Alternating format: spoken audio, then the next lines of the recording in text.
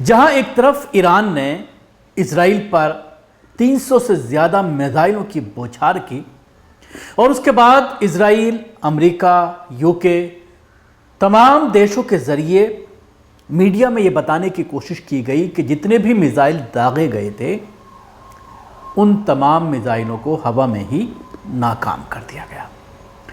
लेकिन उसके बावजूद आपने देखा होगा कि बड़ी संख्या में लोग भागते हुए नजर आए, इजराइल के घरों से बाहर निकलते हुए, चीखते हुए, चिल्लाते हुए, हंगामा मचाते हुए, रोते हुए। इस तरह के विजुअल्स सोशल मीडिया पर आपने देखे होंगे।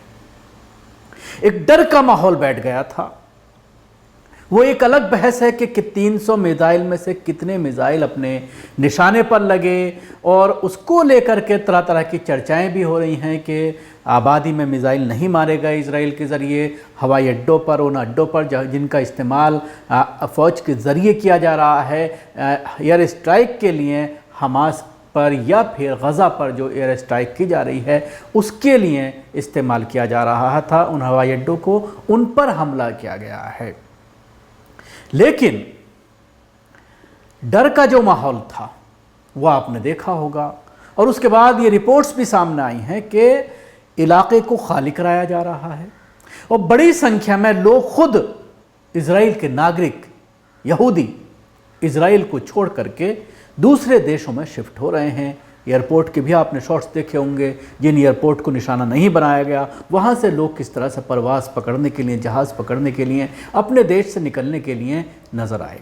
इसके दरमियान एक ख़बर यह भी आई कि इजराइल के प्राइम मिनिस्टर बेंजामिन नेतन्याहू अपने परिवार के साथ एक सेफ जगह पर शिफ्ट हो गए हैं, जहाँ पर अगर मिसाइल दागा जाता है या न्यूक्लियर बम भी दागा जाता है तो उसका कोई असर नहीं पड़ेगा।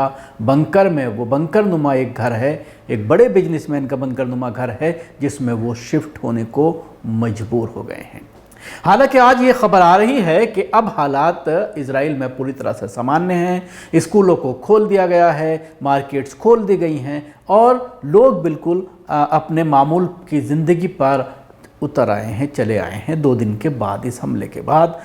इजराइल के ज़रिए इस हमले का जवाब अभी तक नहीं दिया गया है, लेकिन ख़बरें ये भी आ रही हैं कि जल्द ही एक बड़ी प्लानिंग बनाई जा रही है ईरान पर अटैक करने की। हालांकि जो उसके सहयोगी देश हैं, अमेरिका और यूके या यूरोपियन कंट्रीज़, वो तमाम लोग ये कह रहे हैं कि हमला नहीं होना चाहिए, उससे और हालात ख़राब हो जाएंगे और ईरान के ऊपर और ज़्यादा पाबंदी लगाने की योजना बनाने की बात कही जा रही है इन देशों के ज़रिए। लेकिन जिस तरह से अपनी मौत के डर से अपने आप को बचाने के लिए बंकर नुमा घर में शिफ्ट होना पड़ा है अपने परिवार के साथ, आपको ये बताना चाहूँगा ये पहली बार नहीं है। इससे पहले भी जब 7 अक्टूबर को जब हमला हुआ था हमास का इजराइल पर, तो उसके बाद भी वो बंकर नुमा घर में शिफ्ट हो गया था अपने परिवार के साथ। अभी कुछ दिन पहले ही वो अपने सरकारी बंगले में, अपने सरकारी मकान में वापस आया था, लेकिन फिर जो है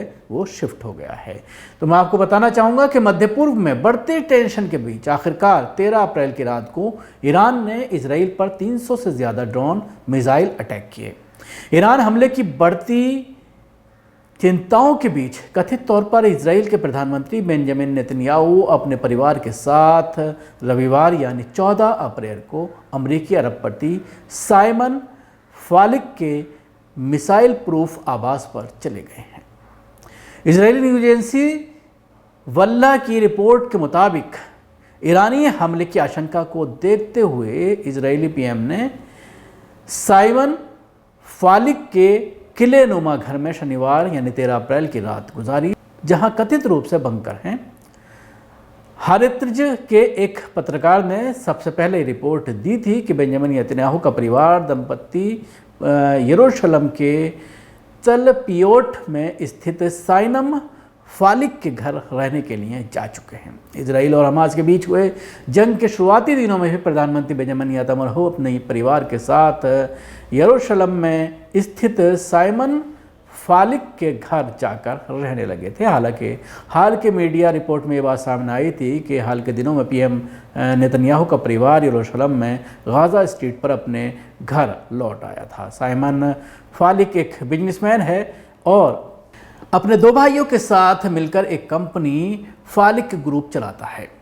फालिक ग्रुप फ्लोरिडा के मियामी में स्थित है। ये कंपनी दुनिया भर के हवाई अड्डों और अन्य यात्रा संबंधित स्थानों पर स्टोर संचालित करता है। ये कंपनी परफ्यूम, फैशन सहित कई लग्जरी सामान बेचने के लिए जानी जाती है। इजराइल पर मिसाइल अटैक होने के बाद अमेरिका की और मदद की बात कही गई। अमेरिकी राष्ट्रपति जो बाइडन ने इजराइल के पीएम बेंजामिन नेतन्याहू से फ़ोन पर बात की। अमेरिकी राष्ट्रपति ने ईरान हमले को लेकर G7 के सदस्यों की बैठक बुलाई है। इजराइल की ओर से ईरान के हमले की निंदा करने और ईरानी रिवॉल्यूशन गार्ड को एक आतंकी संगठन के रूप में नामित करने के अनुरोध के बाद संयुक्त राष्ट्र सुरक्षा परिषद की बैठक बुलाई गई और तमाम लोग अब इस बात पर जोर दे रहे हैं कि ईरान के ख़िलाफ़ मज़ीद पाबंदियां लगाई जाएं और जो कुछ ग्रुप्स हैं जिनको आतंकवादी संगठन घोषित किया जाए।